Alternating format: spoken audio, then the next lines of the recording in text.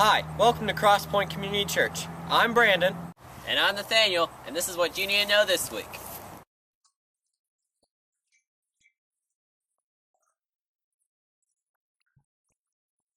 If you're a first-time guest and you're wondering what we're all about, our mission here at Crosspoint is to lead people to be passionate followers of Christ.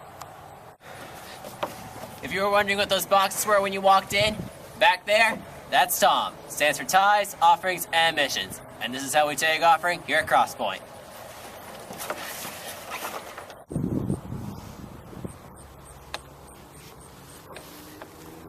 Be sure to check out our Facebook page at facebook.com/crosspointonline. There you can keep up with current events going on through the church. Come on, Neil. You can do this. You're almost there. Just don't look down. Don't look down. I look down. Ah!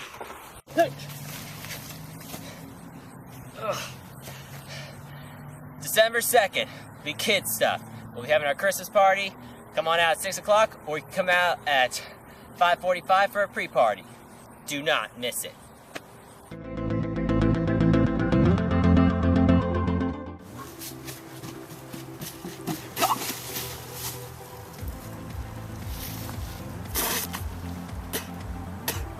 Students, tonight's student takeover starting at 6. Come out at 5:30 for some pizza and hangout time. And I just ate grass. See you there.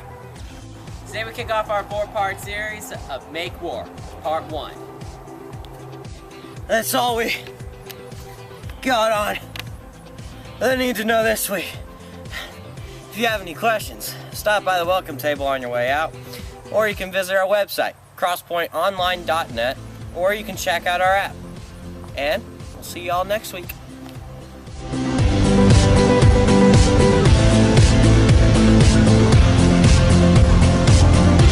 Series. Gonna see if the big guy's home.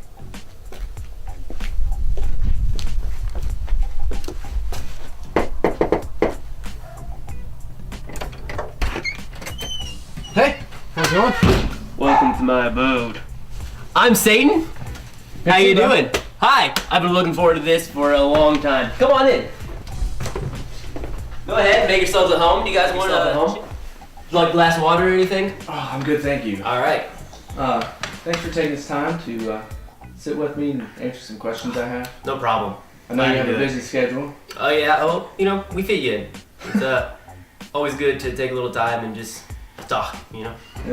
Well, go ahead and tell us a little bit about yourself, hobbies. Well, as you already know, I'm Satan. You can call me anything you want. There's Prince of Darkness, Lucifer, Lou if you want. Surprisingly, I like a lot of normal things. I'm into tennis, big tennis player. Really just hanging out, arts and crafts, baking, you name it. Dislikes, puppies, any Ben Affleck movie. Overall, I'm just a big fan of sin. Love it. Big fan. Do you mind if I smoke? Rather you didn't. Not that I'm not a fan of smoking. It's not for me. I love what it does, don't get me wrong. Just personally, not my preference. So back to sin. Do you have any preferences, favorites? Well, typically I stick to 7. But, let's be honest. Sex? Is there any other kind? I'm just kidding. There's a lot of kinds of sin. Really the big common misconception is that I'm the bad guy.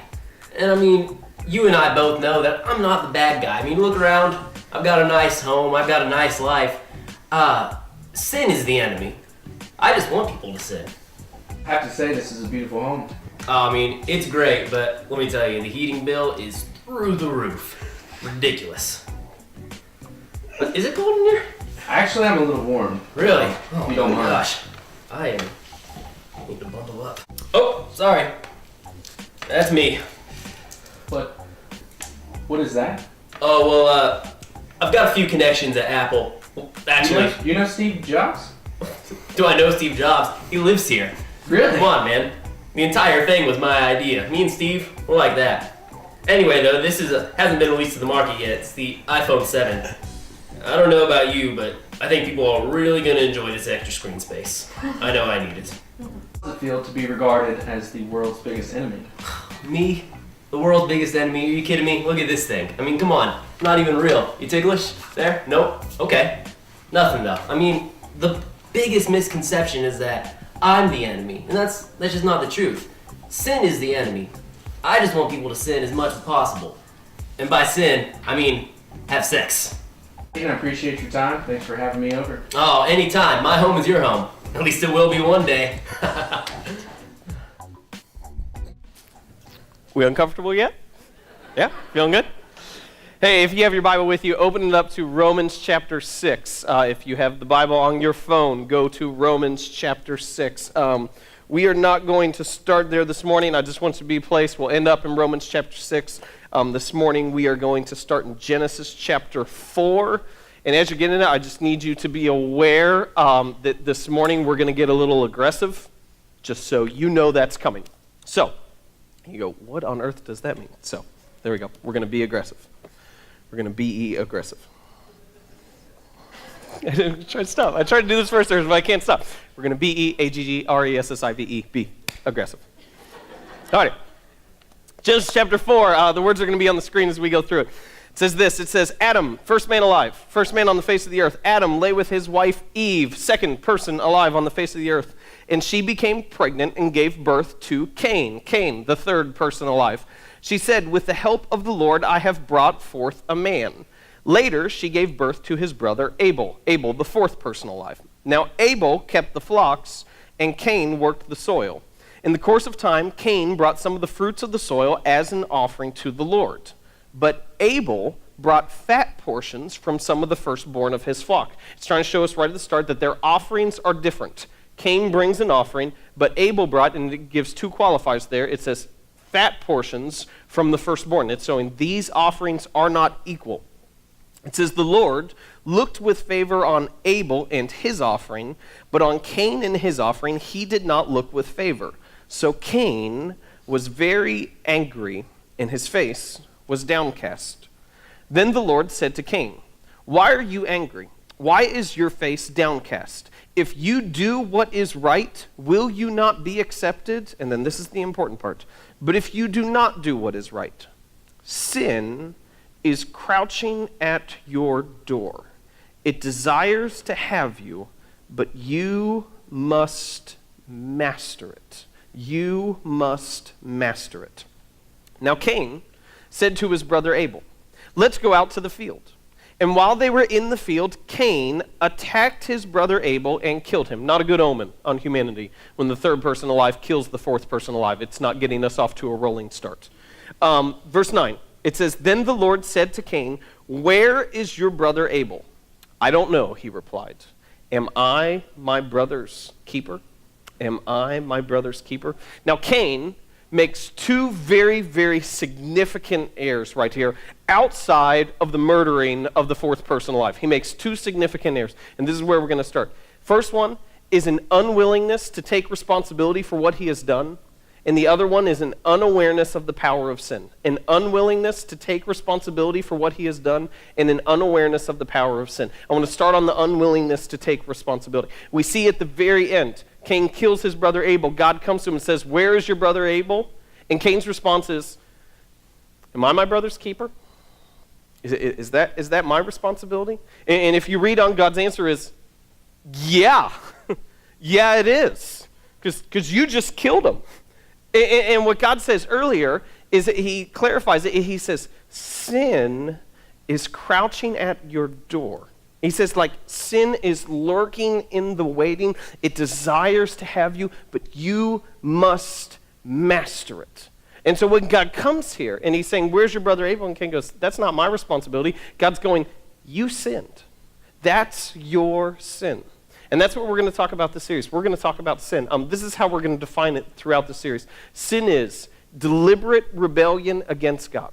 Deliberate rebellion against God. You may have heard it defined differently. I think that's the most biblically accurate definition, that sin is deliberate rebellion against God. And this is how I understand it best, because we usually don't like that term. We don't like that term sin. We like mess-ups, goof-ups, mistakes. I was in a bad place right there, so I didn't really know what happened. I didn't realize what I was doing. But we don't like using that term sin. But the best way that I understand it is through the concept of house rules. Like, every house has set rules. You get to set the rules as to how people behave in your house because it's your house.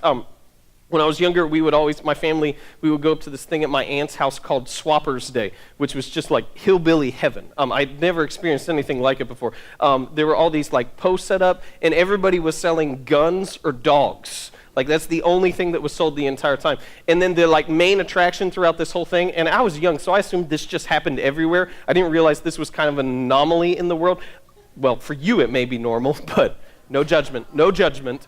One of the things that we did is, I'm not even at the bad part. Don't laugh now. I'm not even at the bad part. Is there was a pond in the middle, and we would go watch the dog races, but this was not like dog races around the track. Like, they would put a raccoon in a cage, and then they pull the raccoon across the pond, and the dogs would swim across the pond to try to catch the raccoon. Some of you are nodding your heads. And so, like, when I sat there, I just thought this was normal. I thought this is what, like, the whole world did. Like, you go down New York City, they have dog races across the pond, and they pull the coon up, and there we go. And so it was just different. It was different from what I was used to. And one of the interesting things about my aunt's house is one day I'm walking down the hallway, had to go to the bathroom, stop in the bathroom, go to the bathroom. I'm in there 10, 15 seconds tops. I was young, so I washed my hands, which is like you just put your hands under the sink and dry it on the towel. That way you don't get in trouble. Some of you adults still do that. But I washed my hands, and I stepped out in the hall. My aunt's standing right there. And she goes, "Did you flush?" Checked back in. "Yeah. You're not supposed to flush." I was like, "What?" She goes, "Well, we have droughts in this area, and so we don't flush." Now, the house rules in the house that I grew up in was you go potty, you flush the potty.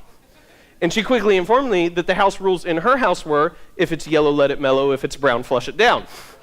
Like, okay. And so I quickly learned if it's yellow, you don't actually bother to go into the bathroom because the bathroom stinks from the last person's yellow mellowing. You just pee against the tree and you're good to go. But that was a different house rule. We have house rules in our house. Our house rules are not meant to be oppressive. They're not meant to hurt anybody. They're actually meant for people's freedom. Like, one of the house rules that we have in our house is there is no running in the bathtub because Maddie likes to get in the bathtub and she likes to run. Now, I would like to say, if I want to be, I can be an exception to that rule. If I want to do whatever in there, that's fine. But for Maddie, she keeps getting up and she keeps trying to run back and forth, and we don't want her to crack her face on the faucet or anything like that. And so we say, "Maddie, there is no running in the bathtub." That is a house rule. We have it for your freedom, so you don't crack your face. No running in the bathtub. Here's the thing. God has house rules. It's his world. He created it. He gets to decide what the rules are. Now, he doesn't set the rules as like I'm going to make this really hard and complicated so you don't figure it out. He sets the rules just like parents set the rules for their kids. He sets them for our freedom. But at the same point in time, there is sin. There are violations of the house rules. And there's consequences to those violations. This is what Romans 6 says, the consequences. For the wages of sin is death. That's the price. You sin, you violate the house rules, that's what you deserve. And sometimes when we read that, we kind of look at it and we go, isn't that a bit heavy-handed? Like, that seems like a little harsh. Like, I mean, if your kids violate our house rules, I'll scold them. If my kids violate our house rules, I'll spank them. But, like, death is not on the table. We don't have that as an option. And here's the thing. I'm not perfect. I'm not a perfect father, but God is. And so that's why that's the consequence, because he set the world up as perfect. And so when we violate those rules, that's the consequence for it. Now, we don't like to talk about that. We don't like to talk about that idea of sin and the consequences of sin, and we especially don't like to talk about it when it comes to ourselves. And that's what we're going to talk about through this series, just so you're ready. We're going to talk about sin. But we're not going to talk about the world's sin. We're not going to talk about other people's sin. We're going to talk about your sin.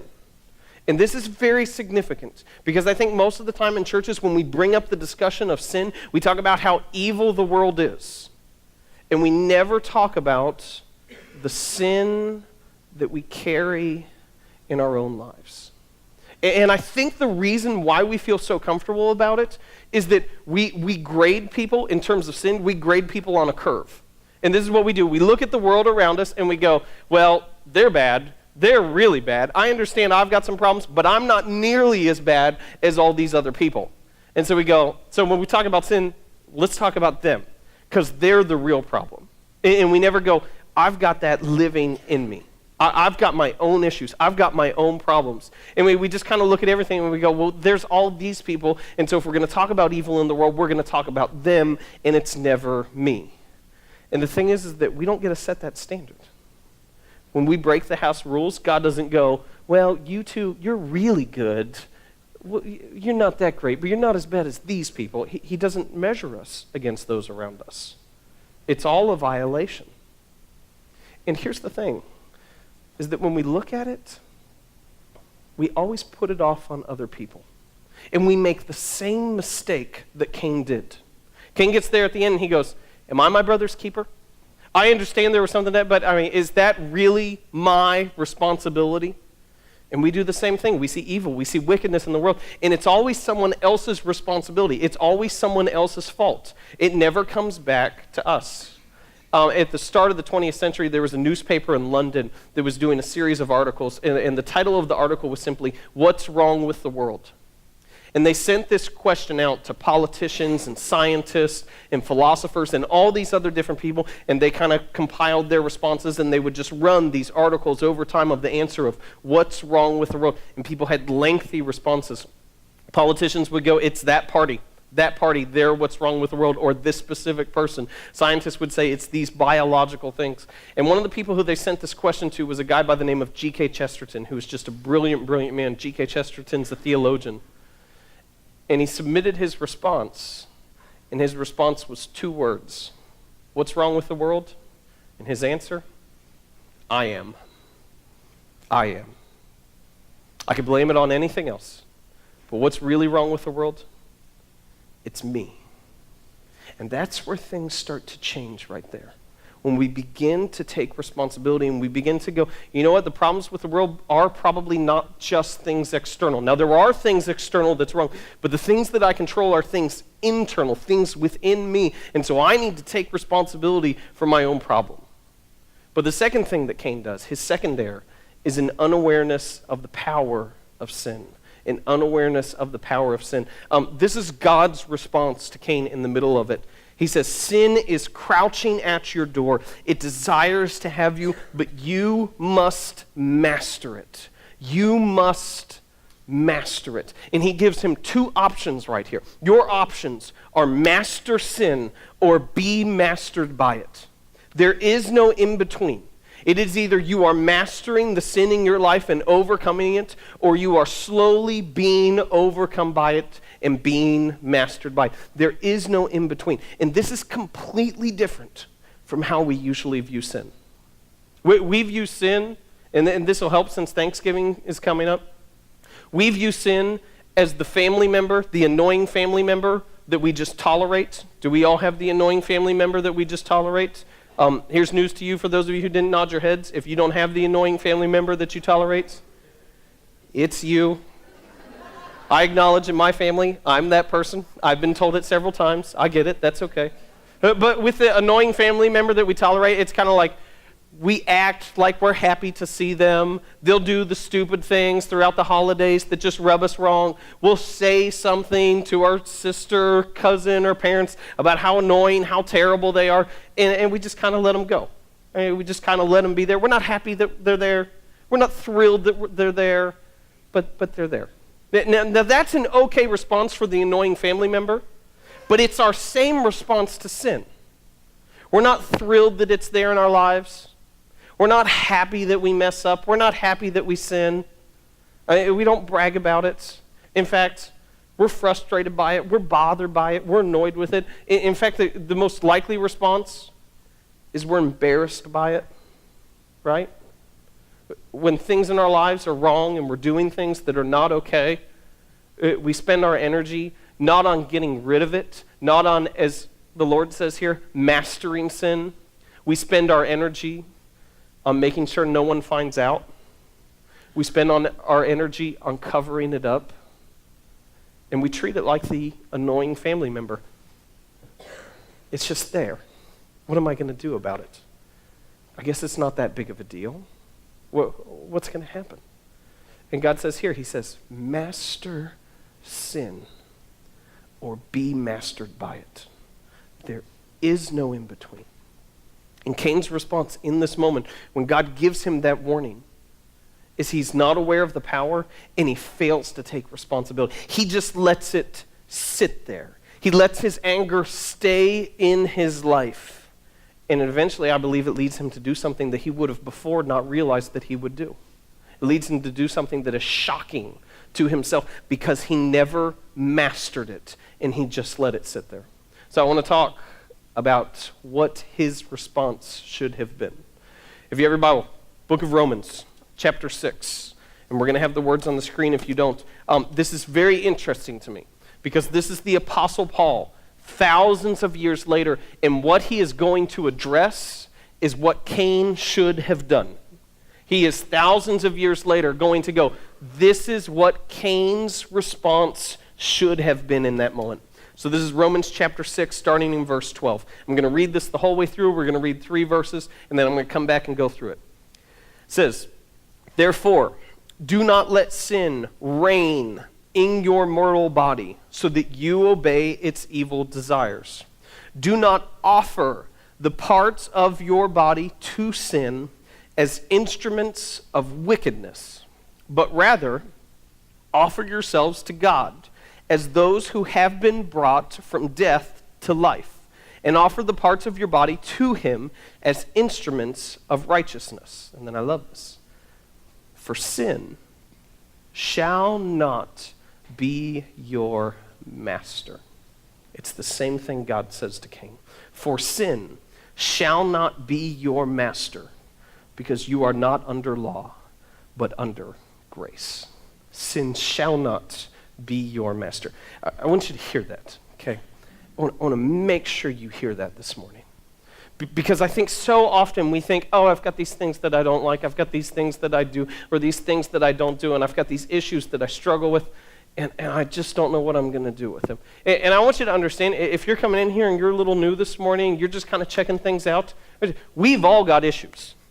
And I think sometimes we get the idea of like, oh, they're just talking about me. They're talking about everyone else. And I've had it multiple times that people come up to me after service and somebody will say, well, did you plan that just for me? I go, no, I planned that for me. And she goes, well, it sounded like you were talking to me. I go, that's because we all have got the same issues.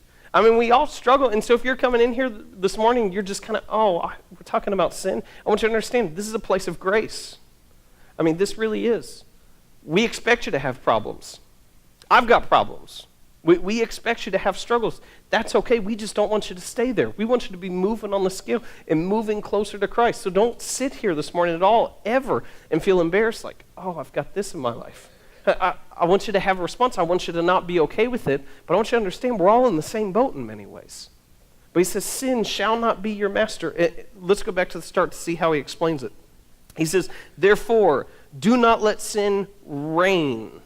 Do not let sin reign. Have control of your mortal body so that you obey its evil desires. And I love this. Do not offer the parts of your body to sin as instruments of wickedness.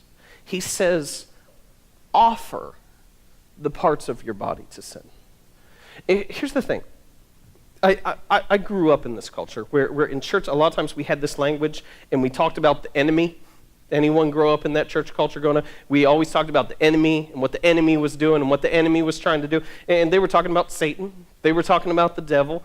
And they describe him as he is the enemy. He's the one who's going out. He's the one who's trying to destroy us. And that's partially true.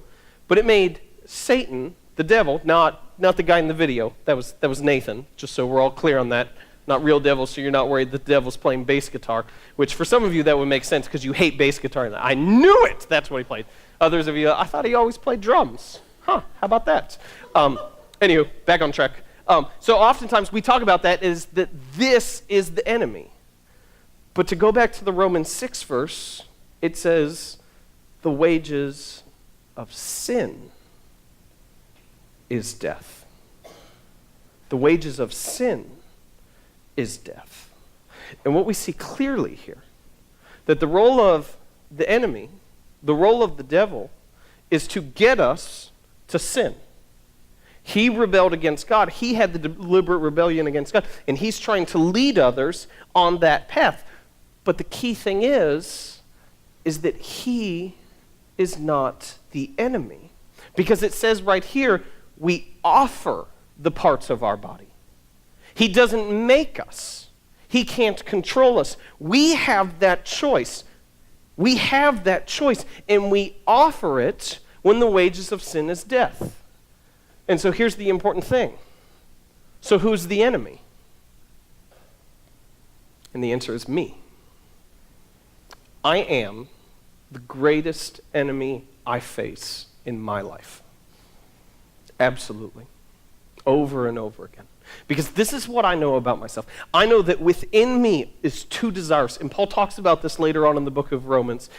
Within me is two desires, a desire to do good and a desire to do evil. I'd like to get up here and tell you that the desire to do good is like this and the desire to do evil is like way down here in just a little bit. But if I'm honest with myself, it may be about here, it may be about here, sometimes it's about here. But within me is two desires. And it says that we offer the parts of our body. We commit acts, we do things, and we offer it up for either good or wickedness. But that I am the greatest enemy that I face. And so he ends this in Romans 6, and he says, sin shall not be your master. Sin shall not be your master. And as I was studying this, I found something really interesting. Paul writes all these different letters to the different churches. And what I realized that he does, he has different openers, he has different closers, and he has lots of good stuff in between. But jam-packed right in the middle of almost every one of these letters, he teaches about sin. Like almost the central part of every single one of these letters, he pauses, even if it seems out of place, and talks about our response to sin. It's centrally located in his message. I want to show you what he says in Colossians chapter 3, verse 5. This is how he says we should respond to sin. Put to death, therefore, whatever belongs to your earthly nature. And he goes on and he gives this long list. And if you read Colossians 3, he gives another list then after that of all the things that belong to the earthly nature. But read what he says. Put to death. It's active. It's something you do. You put it to death. And this is what we've got to get. We talk so much in church about being meek and mild and humble and loving and gracious. And those are all good things, and those should all be a part of our lives. But somewhere along the way, we get this idea that following Christ is just passive. And you just let things come along, you let them go, and you just trust that God's got his hand in it no matter what, and I'm just going to sit by and wait to be in his will and hope everything turns out well. And that's not bad, but what he says right here is active. He says, put to death the part of you that desires to do wicked. You don't let it sit there. You don't tolerate it. You're not annoyed with it. You're not embarrassed about it. You put it to death. And this is what I want you to hear this morning, that there comes a time in your life when you should get violent. There comes a time in your life when it is no longer okay to just sit back and let things come and roll off of you. There is a time to get violent. There is a time to get mad. There is a time to be angry. But the key thing, and this is where we miss it, is that you don't get violent, you don't get mad, and you don't get angry at the world. I sat in a group the other day and with people from our district, and there's a guy who I love. I think he's fantastic. But we were talking about different ways that we can get this message out and different ways that we can do things that will reach people across our state. And this guy, he was just the most pessimistic person I come across. And he just kept talking about all the things that were wrong with the world. Well, we could try this. Well, we're living in an anti-Christian culture, so that's not going to work. Well, we could try this. Well, people just aren't receptive, so that's not going to work. And all his problems were things that were in the world. And I'm sitting there and I'm thinking, the greatest obstacle to me is myself. It's not everything outside. And so there's a time to get violent. There's a time to get angry. But the issue is that we don't get violent and angry at the things that are external. We get violent at the thing within me that causes violence. It's time for me to get angry about the things within me that make me angry. And he says, you don't let it sit there. You don't let it sit there. You don't get annoyed with it or bothered by it. You put it to death. The only appropriate response to sin in your life is a declaration of all-out war. It's when these things within me, the desires within me that I see come out, that when I offer the parts of my body there, when I see those come out, I don't get annoyed with it. I need to put it to death, and I declare war on it. That's the only response that I can properly have in my life, is to put it to death. You know what the easiest battle to lose is? The one you don't know you're fighting. Like, I'm not a big guy, but I guarantee you, if whoever it was in here, if you came up to me to have a conversation and I thought we were having a fight and you thought we were just talking, I guarantee you I'd win that fight. Because you'd have no chance, because you wouldn't be ready. And I'm a small guy. But that's just how it is. If you don't know you're in a fight, you're just going to get knocked over and you won't have a chance. And I think for so many of us, that's where we are today. That it's just kind of, we're just going through and we're just hanging out and we're just letting things go. And the fact is that you don't understand that you are in a war. You're in a battle. You're in a fight. And the fight, not to be awkward, not to be corny, is for your life. Because the wages of sin is death. And your job is to put that to death. This is how John Wesley says it. And I love this. This is, he writes this in the 18th century. In the 18th century. So hear this and hear how much the world has changed in your life. He says, awakened sinners sincerely long to break free from sin, and they begin to struggle against it. However, even though they strive with all their might against sin, they cannot conquer it. Their sin is stronger than they are. They would gladly break free from it, but they are so constrained in sin's prison that they cannot escape. They resolve not to sin, yet they continue to succumb to it.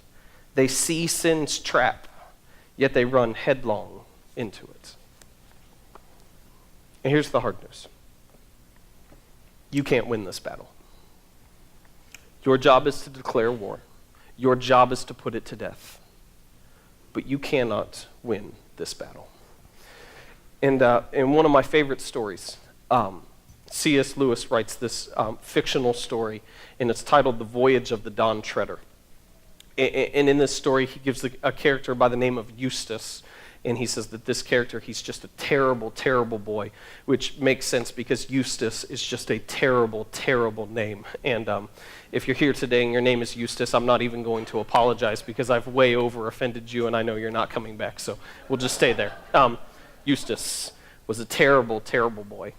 And it says in this fictional account that Eustace is on an island, and as he's on this island, he sees all these dragons around. And it alarms him, as it would if you saw dragons around. And it says that as he goes along this island, one day he stumbles into a cave. And when he goes into the cave, he sees all this treasure all around. It says that he sits on top of the treasure and he plays with it and he looks at it. And he started having these plans in his head of all the things that he could do with the treasure. And all the people who he could get back at and show up because he had really become something because he found this treasure. And he starts plotting through how could he sneak it out without any of his friends noticing that he had the treasure. And it says that eventually he got tired, and so he laid down on the treasure. And it says that at first the treasure was uncomfortable. But over time as he sat there, it became more and more comfortable. And it says that eventually he woke up. And when he woke up, he had taken the form of a dragon. And the way that he describes it in the story is he says, as he sat on the treasure thinking dragonish thoughts, he himself became a dragon. Now, are we tracking with the metaphor? Nod your head if you're with me, because I can stop and explain. Okay, good.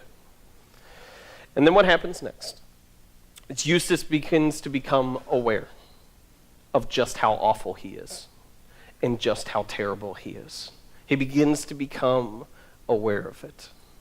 And it says that he's standing in a reflection pool one day, and he's looking at his scales, his dragon's scales, and he starts to try to tear it off.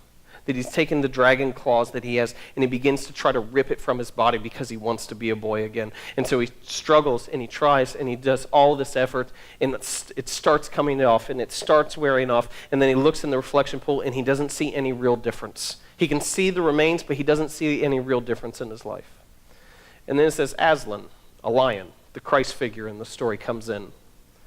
And after he sees the effort that Eustace makes, he walks up to him and he says, "Would you like to be a boy again?" And Eustace says, "Absolutely." And Aslan says, "I can help you. It's going to hurt, but I can help you." And he said, "Absolutely."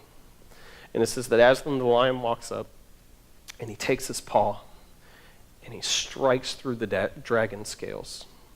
And Eustace describes it in the story, and he says, "The first cut was so deep, I thought it got me straight to the heart." But he doesn't stop. And he keeps clawing, and he keeps clawing. And eventually, Eustace stands there, a boy, again. And that's what I want you to understand. You can't win this fight on your own. But your job, your responsibility, is to make war. To see the parts of you that are not holy, to see the parts of you that have not yet been offered to Christ, but have been offered to wickedness, and to put them to death.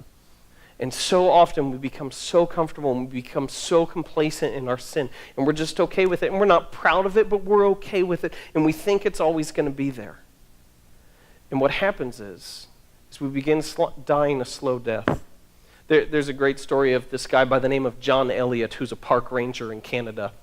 And it says that he was in northern Canada, and there was this incredible blizzard, and he'd been out all day and working hard, and he was exhausted, and the blizzard was raging on, and finally he found a cabin to hole in for the night, or he made it back to his cabin to hole in for the night, and his cabin didn't have any heat. And he said he didn't do all the things that you're supposed to. He didn't eat anything, he didn't start a fire, and he didn't take the wet clothes off of himself. And he says that he just fell asleep on the bed and collapsed. And he said, "I started to freeze to death. And the only reason why I was saved, actually, is because the dog who'd been with me my entire life began pawing at me and whining and nudging me until I finally got up. And so I finally woke up and was able to get back together." And he says later on, he says, when you're freezing to death, you don't wake up because you're warm all over. And some of you may be sitting here today and you go, "Okay, I've got sin. But is it really that big of a deal? Is it really that big of a deal? Because it makes me feel good. And I feel all right about it." And I want you to know, it will feel good. But you're slowly dying. And so this is your response. Declare war. Declare war. Say, "Sin, you shall not be my master. You shall not be my master. And I'm going to put you to death." You can't win this fight on your own, but that is your responsibility. And that's what we're going to talk about through this series. We're going to talk about how do you make war on the sin in your life? What are the weapons at your disposal? What are the things you need to be focused on? And how do you claim victory? But it starts with this. You shall not be my master. I'm going to make war. Let me pray for you. Lord, as we cover this morning, this is a heavy, heavy message. And Lord, I pray this. I pray that sin to us won't be embarrassing. Sin to us won't be bothersome.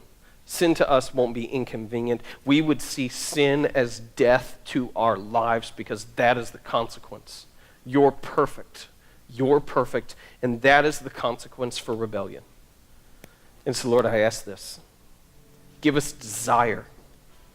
Give us a desire to put it to death. Let us take up our arms and not just be steamrolled in this battle like we've been for so long.